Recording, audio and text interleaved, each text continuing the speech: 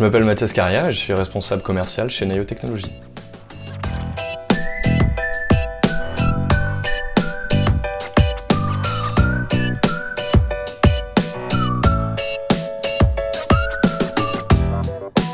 Donc Nayo Technologies a été créé en novembre 2011 par deux ingénieurs en robotique. Et ça va bientôt faire 5 ans qu'on existe. Et l'objectif de l'entreprise, c'est d'apporter des solutions grâce à la technologie pour aider les agriculteurs dans leurs tâches les plus pénibles, donc notamment le désherbage, et aussi essayer d'apporter une alternative à l'utilisation de produits chimiques.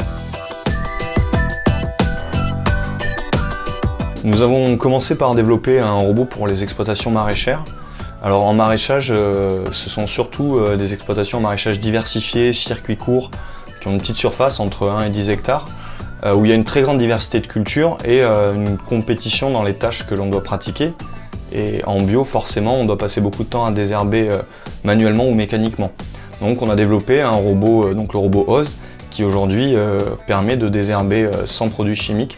Et on a développé aussi une motobineuse électrique, notamment pour les gens qui s'installent sur des plus petites surfaces, pour travailler sous serre. Alors nos objectifs chez Nayo, c'est pour tous nos produits d'avoir en fait des règles simples, c'est-à-dire travailler sur la diminution de produits phytosanitaires, travailler sur la diminution de la pénibilité et sur l'énergie électrique. La seule différence finalement, c'est qu'il y en a un qui a de l'intelligence artificielle, le robot OZ, et l'autre, je suis obligé d'être derrière, donc l'intelligence, c'est la personne, c'est l'humain qui va le conduire. Ce que l'on a voulu, c'est d'avoir quelque chose aussi de polyvalent. Donc ce sont des systèmes avec un porte-outils, deux barres, sur lesquels on peut atteler des outils différents pour venir travailler le sol. Selon les types de sol, il faut adapter les outils.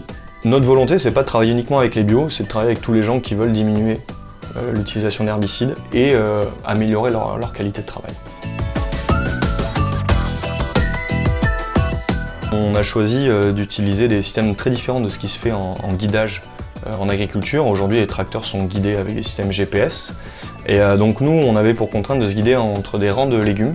Et donc il ne faut pas détruire les légumes, il faut pouvoir travailler sous serre, travailler dehors. Donc on s'est dit, le parti pris, c'est d'utiliser la ligne de légumes pour se guider. Donc pour cela, on utilise des capteurs. Le premier, c'est un laser qui vient repérer les hauteurs de culture et donc tracer des lignes. Et ensuite, on a des caméras qui viennent repérer les différences de couleurs. Au niveau de ses performances, le robot OZ est capable aujourd'hui de désherber entre 1,5 hectare à 1 hectare jour, ce qui nous permet de déléguer en fait du temps à l'agriculteur pour d'autres tâches, qu'elles soient donc la récolte, la plantation et aussi la commercialisation des produits.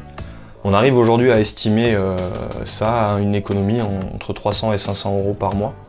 Donc aujourd'hui, nous avons une cinquantaine de robots qui tournent en France et en Europe, une vingtaine de motobineuses COSI. Les prix actuellement, on est à 21 000 € le robot dans sa version standard. La motobineuse COSI, on est entre 3 et 4 000 € selon le type d'outillage qu'on va atteler derrière. Aujourd'hui, ce qui est intéressant, c'est qu'on a deux types d'aides. On va avoir des aides qui sont liées à la pénibilité du travail, donc grâce à la MSA, la Mutualité Sociale Agricole, où eux, leur objectif, c'est de diminuer les troubles musculo-squelettiques chez les agriculteurs. Et ensuite, il y a des aides qui sont cette fois européennes, donc ce qu'on appelle les aides PCAE, qui sont des aides aux investissements pour diminuer l'utilisation de produits phytosanitaires. Les calculs nous montrent qu'on a une rentabilité à 5 ans, et certaines exploitations considèrent qu'en 3 ans, il est déjà amorti. Aujourd'hui, donc, on a deux grands projets. Le premier, c'est de continuer à travailler sur les légumes, mais cette fois les légumes de plein champ, donc des gens qui travaillent en planche. Et l'objectif, c'est d'avoir un engin plus gros que OZ qui vient enjamber et qui vient désherber ces bandes de légumes. Donc pour cela, on a développé Dino. Ensuite, on s'intéresse énormément à la vigne.